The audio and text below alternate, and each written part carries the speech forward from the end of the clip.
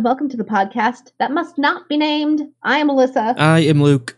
And you are joining us for our penultimate unrestricted section for Harry Potter and the Goblet of Fire, Book 4, where we open the vault and talk about all things in the whole series that are related to chapters 31 through 35 of this book.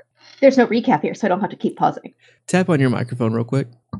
Okay, you're good. The buzzing was back for a second. We'll just ignore it. We'll Weird. see. We'll see if it goes It's away. not me. Okay. So I have some notes, as I tend to for the unrestricted section.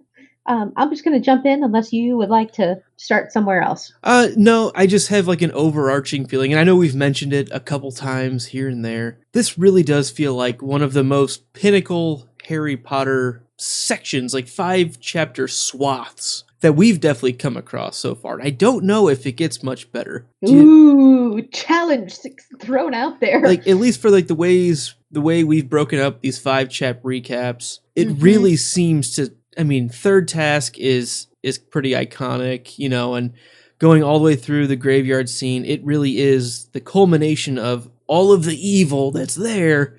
And it, you know, we see the fallout from it taking over the ministry over the next year, basically, and over the next year and a half to 2, I should say, and how that plays out in future. But this is kind of like, it really is a high point for where the story needed to get to, and it got there so well, I think. Mm-hmm. And it took so long. I mean, we're talking 4 books to get to this point, because everything after this is bonus. Yeah. But Voldemort came back. That, like, from the beginning of book 1. Yeah. That was the thing to avoid, and here it is. And so where do you go from there? Well, now you have to defeat him.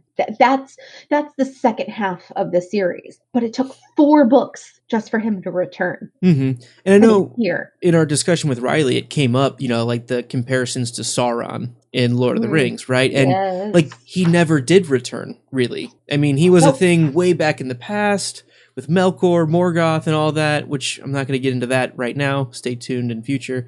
But like, he was a big deal, and then he was a big deal for a really long time, a big super baddie, and then he was taken down. And then all of the main narrative story that we have is just literally preventing him from coming back. And they do. Like, he's very effective in almost coming back. But it'd be like at the end of chapter 34 or 32. Yep. Oh, nope, the potion fails. And all is well. Like, and the eagles come. Right. Eat the baby. So I just really look at this as a very pivotal pinnacle point in the story. And I'm definitely going to be on the lookout for kind of more iconic 5 chapters sets that we come across. So I'm excited. Yeah, I feel good about this section. I also think, like, the reveal of the baddie, like, so not just Voldemort, but the Barty Crouch stuff. It is. And the moody side of it, too. Like you've already talked about. It's so good that you get that then everything else is just like, wait, what? It just triplifies it, if you will. That's not a word, but I want it to be right now. I want it to be, too. Like, because I'm trying to think. There's really no other just, like, from left field crazy that happens. Maybe Snape being the Half-Blood Prince. Maybe, like, but that's like so, like, but I think, like, at the time it felt so like, oh, you know, or that Harry has to die in book 7. Oh, but when you read them again and again and again, you're like, oh, well, yeah. But this time, like, every time you read book 4, you're like, I can't believe it's not really Moody. Every time. Can't believe it's not Moody. But yeah, I'm really with you. And like, the Snape thing, we'll have plenty of time to talk on that. It's such a forefront thought of which side is he on. I mean, from now, like right now, and even like hints at it in the past, you know, middle of this book on very distinctly. I mean, he goes back. That's a hint. That's his job. After this next chapter, that's what he goes to do. He goes back to solidify his place and rekindle that allegiance there. And it just opens so many questions. So it's at the forefront of our thought of how can we trust him? And we just finally find out how Dumbledore trusts him. So to me, it never was as huge. It's definitely not out of left field, I think. It's surprising, but there's like hints at it. Kind of. Like, you can find the breadcrumbs for it. Yeah, we have nothing saying, hey, guess what? Barty Crouch, probably still alive, probably still a thing, doing way more than you ever thought he would, because we don't know anything about him. And no hints at all that Moody's not Moody. Because Moody he's doing Moody things in a Moody way. Yeah, so good. It's so good. So good. All right. So here are my little notes, if you will. So early on in chapter 31, right? This is pre-third task. This is Sirius sending daily letters to Harry, prepping for the thing. I love seeing him be such an adult. He is fairly responsible in this like middle part of this book, and even kind of throughout the next chapter when he's sitting with Harry and listening with Dumbledore. Very, very decent. He even has the line, "The priority is to ensure your safety." Man, does that sound like a parent thing to say or what? Right. It's like, don't you worry about anything else other than go ahead and try to stay alive. Exactly. Which is what Harry does. Yeah.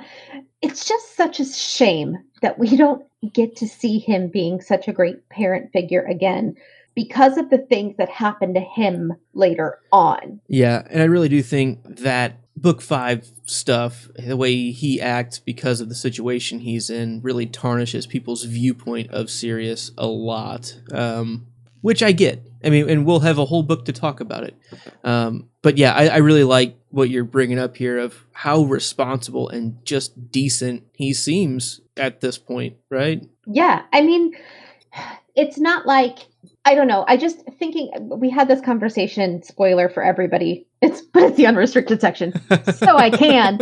We had this conversation with one of our cousins at a family function this weekend. And that person was saying how like Sirius was just as awful as Snape because of, or maybe not just as awful as Snape, but that Sirius was also awful because of just like what a bad influence he was on Harry in book 5 and how he should have just in general, like done a better job. And my defense of Sirius was, but he was depressed and trapped in a place that he was. Yeah.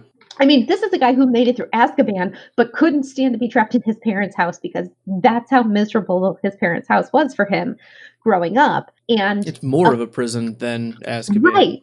So, of course, he's going to be not in his right state of mind and trying to live vicariously through Harry because Harry's safety is not the priority, it seems like, this year, right? It's not the tournament. And I think if Sirius had survived book 5 and like been able to escape that prison of the old home, then I think he would have gone back to reverted back to this. Oh yeah, I truly think so.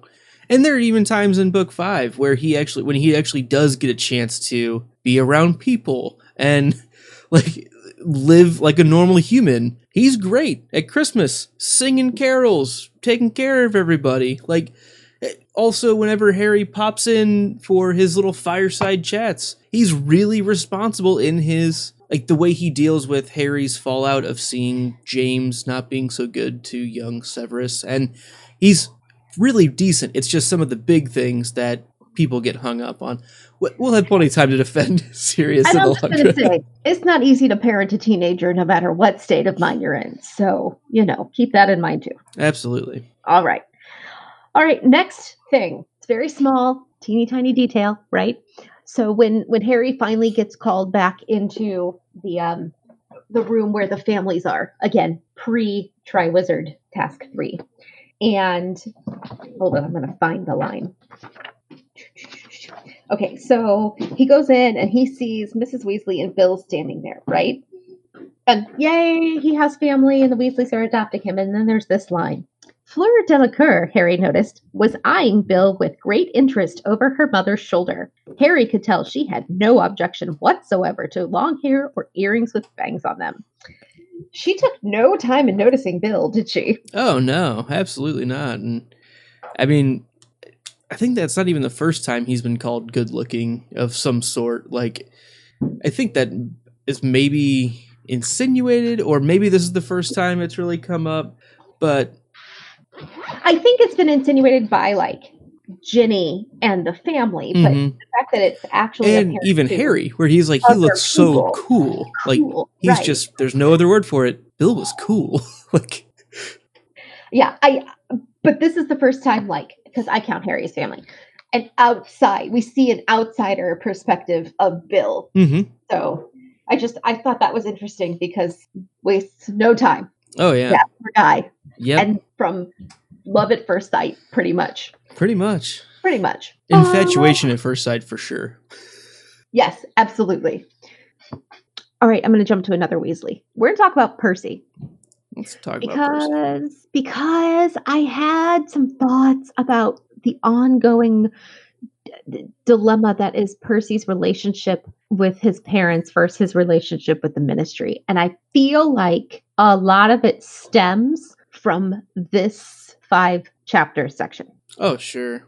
Yeah. So we talk a lot about things that happen off screen.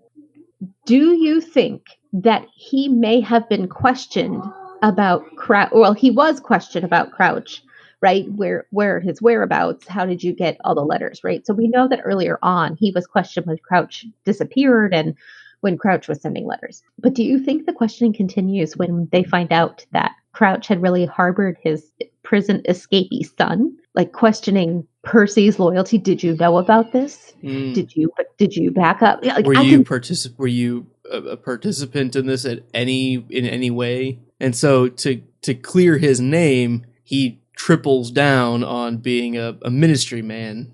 Right. Like, so in order to defend himself, no, I didn't know. And like he just like later on when Scrimgeour, I'm sure I'm saying that wrong, called Harry Dumbledore's man through and through, Percy becomes the Ministry's man through and through, that he will defend them, because otherwise, what does that say about him? Mm-hmm. Right? Like, right. You have to trust me, and you've already got this reason not to trust me. Therefore, I got to go all in. Yeah.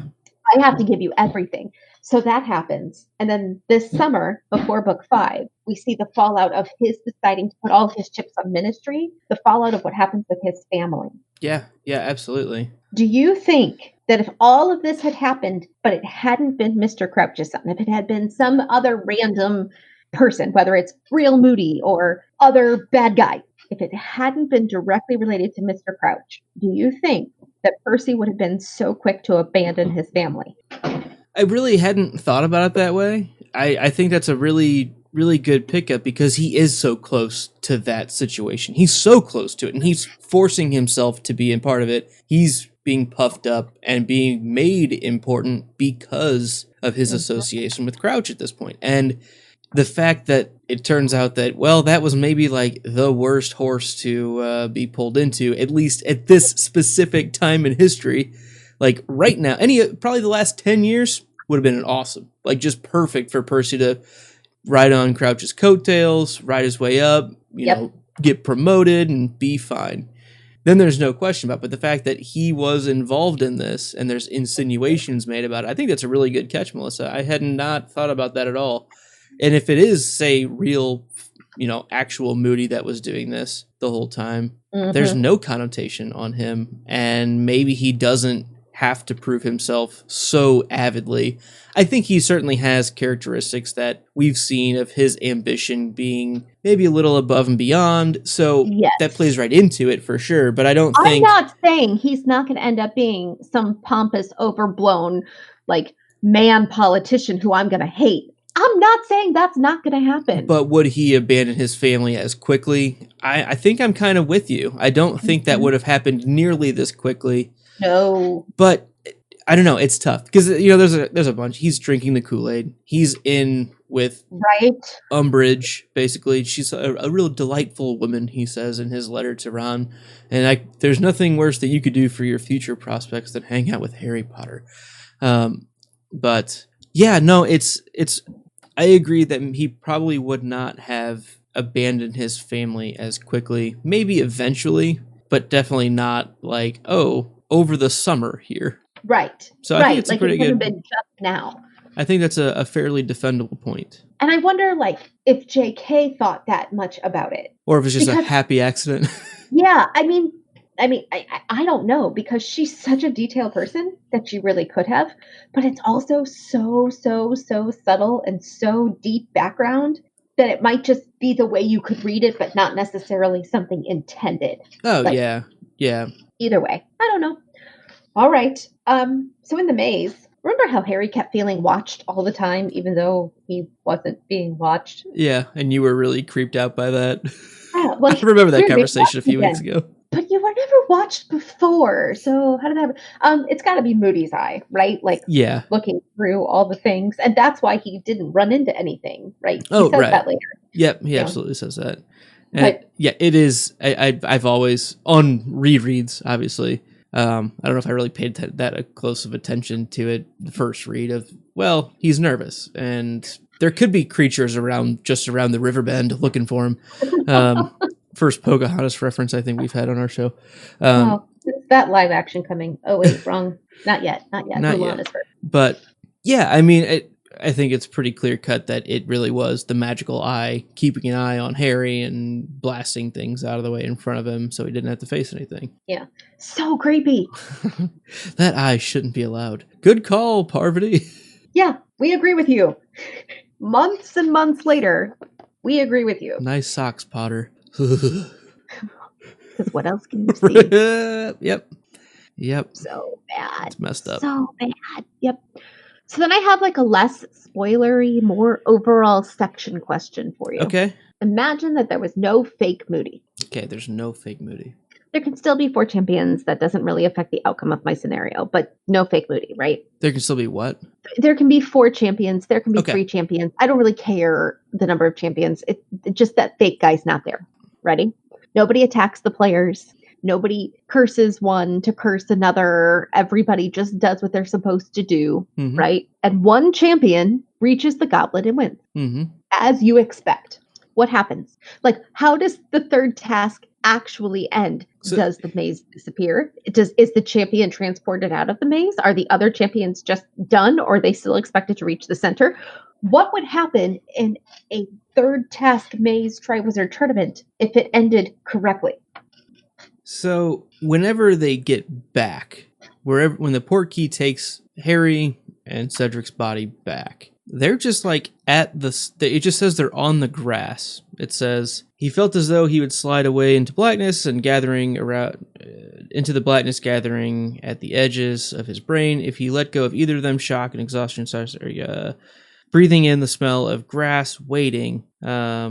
I'm not seeing if it says like where they're located. I don't know if you have a chance to take a look real quick. Transported him back, ground beneath him. So it's just the very, very first couple chapters of chapter 35. I guess my point is, if you see anything that specifically says like, oh, at the front of the maze, let me know. Because it didn't seem like it took very long for people to get to them.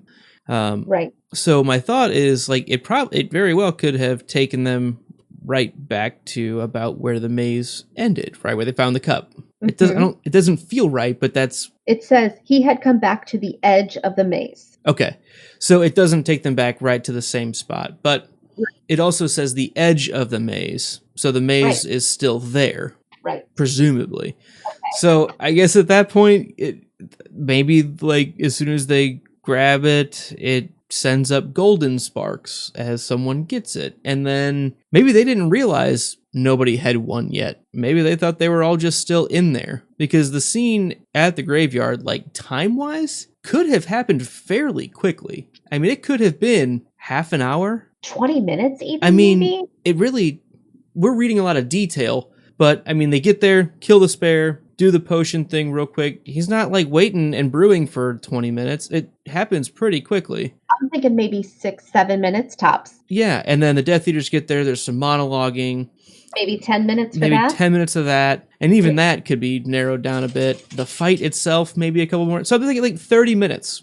I think it seems fairly reasonable. Yes. That's not that long for them to be like still watching the tournament because they don't have GPS on these champions. They don't know exactly where each one's at. They could just think they're still meandering back. All they know is that there were red sparks for Victor because I don't think they never even sent up sparks for Fleur, did they? Not that we know of. No, we don't know. She could still just be knocked out in the maze at this point. At some point, I'd like to find out how that got. Like, did they find... Anyway. Yeah, no, it's a good question. I thought about that too. It was like, I thought okay, nope, okay. So yeah, I mean, that really isn't that long in the grand scheme of this tournament, right? Nope. And then they just show up with the cup laying in front at the edge of the maze. So I know your original question is like, well, what would normally happen? And I'm kind of going off on a different tangent a bit. I apologize, but That's okay. I would think it would somehow signify that the cup was reached. I like the idea of like the gold sparks going up in the air, and I've always like kind of thought maybe the maze just like disappears and then everything is cool. Or maybe it really is supposed to be a portkey just to the front of the maze and not to a graveyard. I don't know. But then, but 30 minutes did pass between the touching of the cup and the return of Harry. Right. And I'm assuming nobody realized they were even gone. Right. Yeah. No. And that's where it's like, I don't know if maybe the portkey thing in this hypothetical, maybe the portkey change got rid of whatever the signifier was. Unless it was supposed to be a portkey, which makes it convenient. Right. That's what I'm saying. Maybe it was supposed to just go to the front of the maze instead of a graveyard. Which might solve our other problem of transportation, how a portkey is one way. But if it was already enchanted to travel to the front of the maze. Mm-hmm. This is just like creating another stop along the route to get there.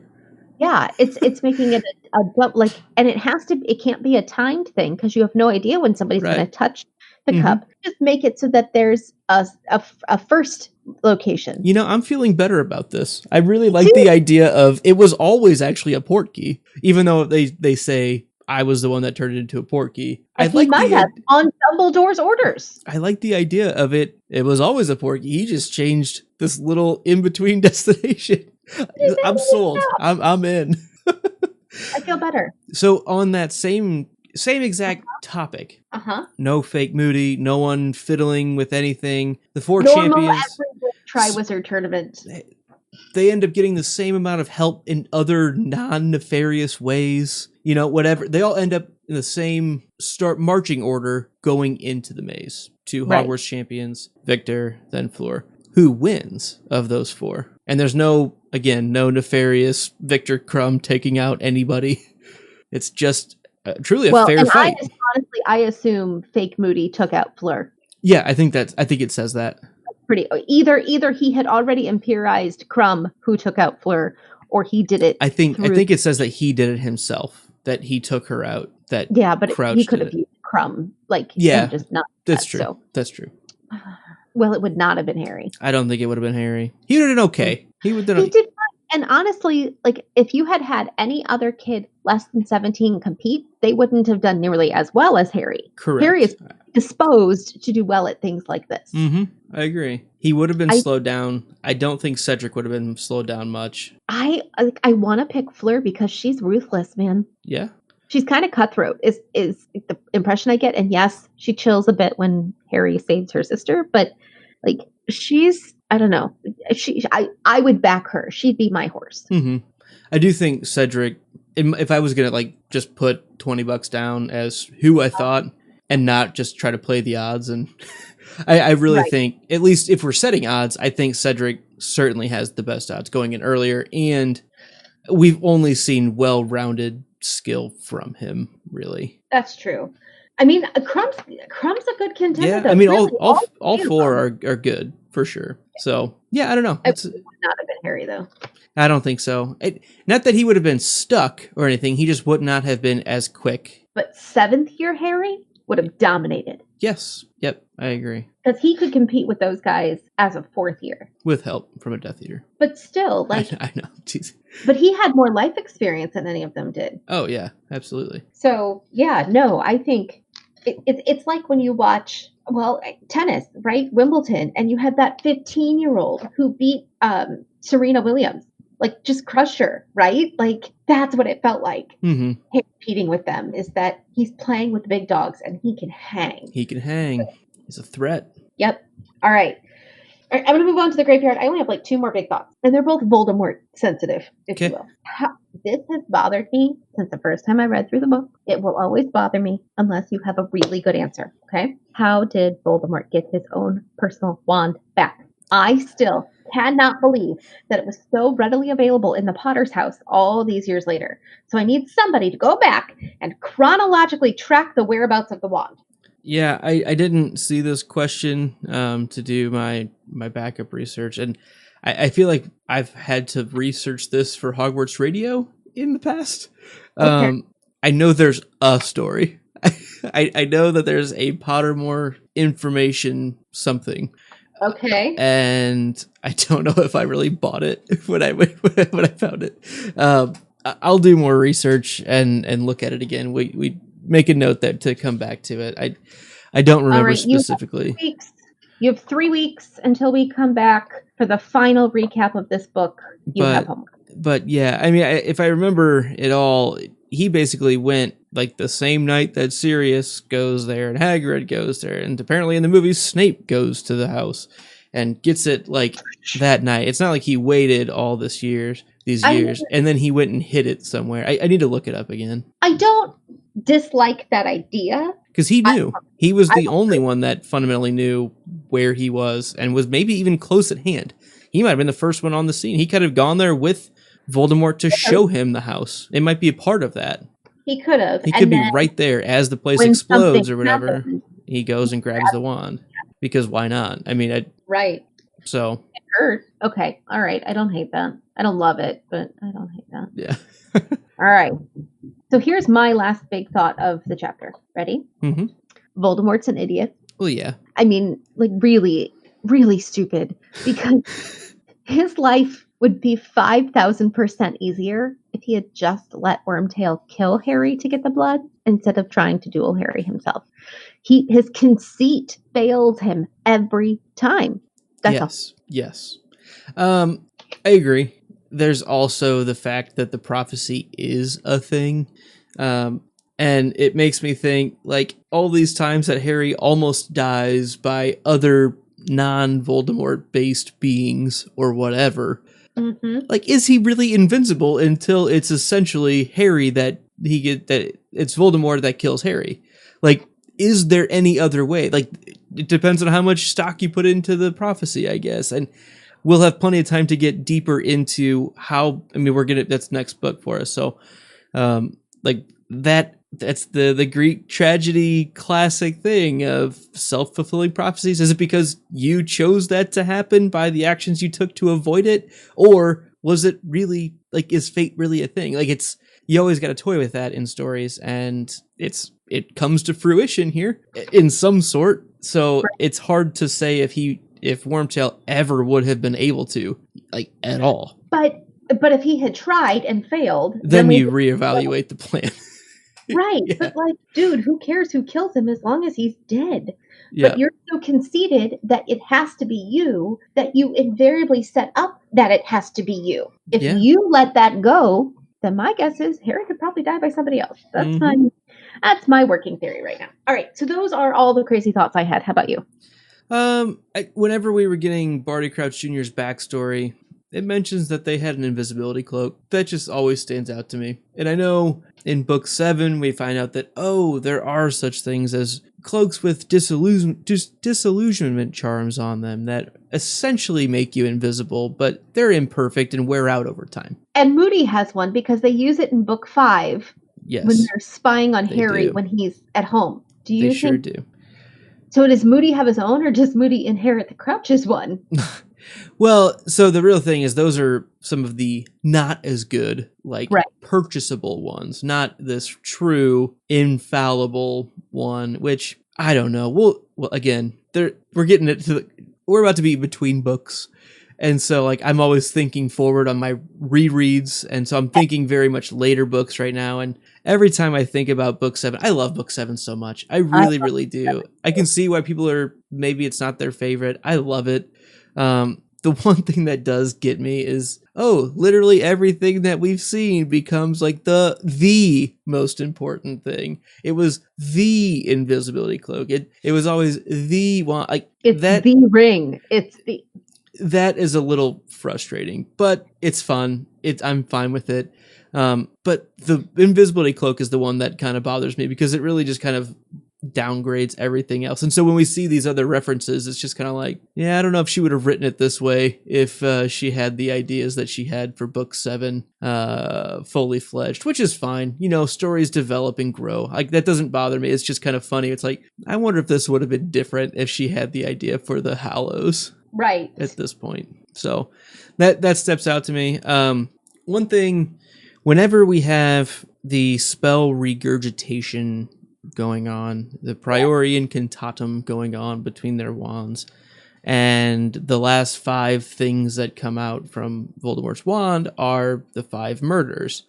And the hand, the mystery hand, comes out too. Does it? Yes. Okay, that I missed on this reread then. I was going to say, like, it's kind of ironic that it's only murder that it's been used for in the last 5 things. Like, he didn't, like, turn the lights on or, like, do some dishes at any point. Like, I know it's been since, like, maybe, like, the next one, maybe that's what he did right before he went to the Potter's house that night. But, like, in all this time, if Wormtail had the wand stashed somewhere, he didn't, like, use it for anything stupid. It just seems... I mean, he had his own possibly stored somewhere, so he maybe didn't need that one. And Wormtail's kind of a pansy, so he might be too afraid to use the wand of Voldemort. Yeah, that's true. I don't know. And we also know that it really is just the wand, because Cedric was killed by Wormtail. Why didn't Wormtail use his own wand to do it? He used Voldemort's wand right there. Except that he may have had it in his hand, knowing that Voldemort was coming back. But still, like, why doesn't he use his own wand? And why was it used to kill Frank Bryce? Right, and how was it used to kill Frank Bryce? If he because even it's maybe the small baby fetus thing was able to hold it well enough, and it could converse well enough and had that weird high pitched voice, but. I don't know. It seems like if he was able to perform Avada Kedavra with his wand as that infantile fetus thing, like, why couldn't he do a lot of this stuff on his own using magic? Like, because that seems like a pretty big one to me. That's a pretty big version of magic. And we're led to believe at the end of the Riddle House that it was baby Voldemort thing that kills Frank Bryce. Unless it's the chair turns around, he's horrified, and then Wormtail kills him, which... it's possible, but it just seems like we're led to believe that Frank is killed by Voldemort himself. And I would assume that if Wormtail had Voldemort's wand hidden somewhere, he had hid his own, and he would have had his own. So maybe that's why, like, the fires that they lit were probably all done with Wormtail's wand. Mm-hmm. That's my assumption. Yeah. I don't know, it's sketchy. Same thing with, like, Bertha Jorkins. Like, were all the tortures done, whatever, with... like, the memory charms, like the breaking of the memory charms, that was all done with Wormtail's wand, and then just the murder was done with Voldemort's wand. Like, I don't know, is he walking around with the golden gun? You know, like, it just makes me think maybe there were some other things that could have come out of that wand. Like, it's only the murders and the hand. I don't know. Oh, yeah, I don't know. It might not be perfect, but it's still really good. It is really good, and we're nitpicking. Yeah, absolutely. I'm trying to think if there's anything else that really jumps out at me. It's a really fun section. We get some big answers on things, which I'm always a fan of. I love when Voldemort. I love when Voldemort comes in and attacks Barty Crouch Jr. from behind. No, when Dumbledore comes in, and we get that first time that Harry sees what makes Dumbledore such a feared and respected wizard. You know, it's not just the twinkle behind the eye. It's not just the sly grin. He is terrifying if that's the tool that he needs to do, you know, like, needs to get the job done. He's very, very effective. And it just goes to show, like, how powerful he is and how knowledgeable he is in his power, that he can be the Albus Dumbledore facade. Maybe not even a facade, like, just still be himself, but then flip that switch to turn on this monster door, like Monster Dumbledore. I liked that scene a lot. Well, and that's a part of himself that he controls so often. He doesn't let that side of him come out because he knows what can happen. Mm-hmm. It does. So when it does come out, it is like ready. Yeah, because it's been a caged dog with no food, right, Ramsey? Yeah, and it kind of makes me think of, like, the times where, like, when Snape is kind of bickering at Albus, and he's just like, no, we're done talking about this. And that's just, there's that finality that he brings. It's almost like there's a hint of this behind that maybe, like, Snape has seen this before. Maybe some other people have seen it, or you just know, like, if anything goes down, I don't stand a chance. Like, even if Snape is very, very talented, no doubt about it. He has no chance one-on-one against Dumbledore. Like, nobody does. No. Literally, nobody does. So it's nice that we get a kind of I guess, some eyes on that. Yeah, I agree. Anything else major? I'm so ready to be done with this book. Not that I dislike it. I'm just so excited. Yeah, I'll come clean. I just reread book 5 just because I read these last 2 chapters like to take notes, and then I just jumped into book 5. And now let's see, what was the last thing that happened? They were figuring out how they were going to get to the Ministry of Magic. So oh my gosh, yeah, it's such a fun book. That's such a good book. They're all so good. Anyway, I think that pretty much wraps us up for this 5-chapter recap, unrestricted section. Thank you all for joining us on this one. We are so close to being finished with book 4. We have some news coming up about the book 5 release and all of that, but we have plenty of time to talk about that here soon. Be sure to check us out on Patreon at patreon.com/stayimaginary for all of our new reward tiers, which will be coming out very, very soon. I know we've been hinting at that for a while, but we've been busy, as you can tell by missed releases here and there, but we try to catch up. I still got like 2.5 weeks on my like self-set deadline for Patreon work, so it's close. I'm giving myself like 2.5. It's close. It's an ish. So definitely check that out. We have some exciting things coming up on this show and all of our other shows. Podcast that Drinks and Knows Things, the Game of Thrones, the Song of Ice and Fire podcast has some exciting things come up. Floats Down Here also has some exciting things coming up as we are finishing the book, Stephen King's It. We are so close to finishing that right now as well. I'm so excited. I'm so excited. I get to finally read the end of the book, and it's so good. We also have the movies and the miniseries coming up for that, so a lot of exciting things coming up for that show very shortly. Also check out the podcast that fights in F words, our Outlander podcast. Fun stuff going on all around. We're sleeping sometimes and trying to get all these fun things out for you. So send us some messages at Not Named Podcast on Twitter or on Instagram. Send us an email that we call a digital owl at notnamedpodcast@gmail.com. Like, subscribe, rate, and leave comments on iTunes and on YouTube. We have been trying to live stream our new episodes for Must Not Be Named as they've come out. Be sure to also subscribe to the podcast, That Family of Podcasts, on YouTube. There may be some changes where we start utilizing that YouTube channel in general, so check that out. Subscribe now, hit the notification bell so you can get all of the updates when those things happen. Join us in a week when we talk about chapter number 36. The Parting of the Ways. Stay imaginary. Thanks.